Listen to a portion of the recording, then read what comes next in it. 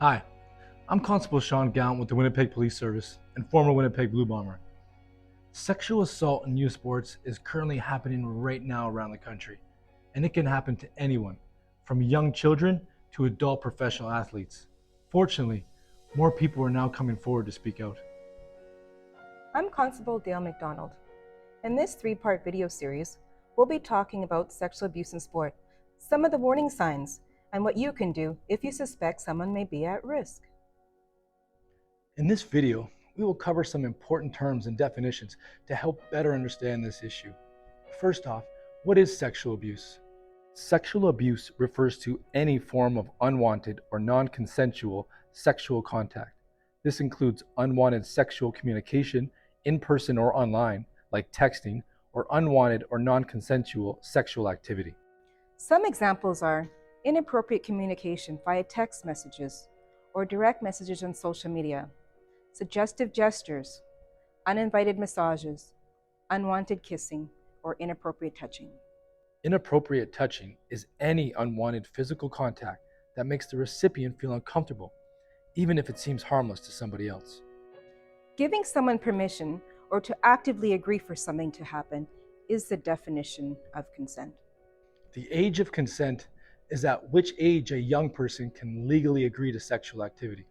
12 to 13 years, a person may have sexual activity with a person who is within 2 years of their age, and that the following conditions are met. There is consent. The sexual partner is not in a relationship with a young person that is exploitative. The young person is not in a relationship of dependency with the sexual partner. 14 and 15 years, a young person may have sexual activity with a person who is within 5 years of their age, and that the following conditions are met. There is consent. The sexual partner is not in a relationship with a young person that is exploitative. The young person is not in a relationship of dependency with the sexual partner. 16 to 17-year-old, a young person may have sexual activity with any person, keeping in mind the following conditions are met. There is consent.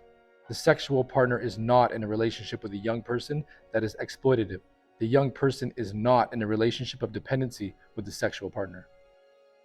It is important to know that a young person may not have sexual contact with a person of trust or authority, which is someone who is in a position of power, like a coach, a teacher, a sports trainer, or medical professional. The legal age of consent for sexual activity is 16. But remember, sexual activity without consent is a criminal offense, regardless of the age. People always ask me, how can something like this happen? So in our next video, we will cover another important topic called grooming, the stages, and what to look out for. Grooming is when a perpetrator engages in predatory conduct to prepare a young athlete for sexual activity at a later time. In our last video, we'll also discuss setting boundaries for coaches and players. Also, policy and resources that are available for those who may be in this situation. The topic of sexual abuse can be overwhelming, but it's so important to educate ourselves and to know what to look out for.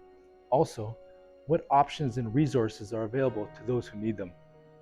Remember, we're all in this together, and we are here to help.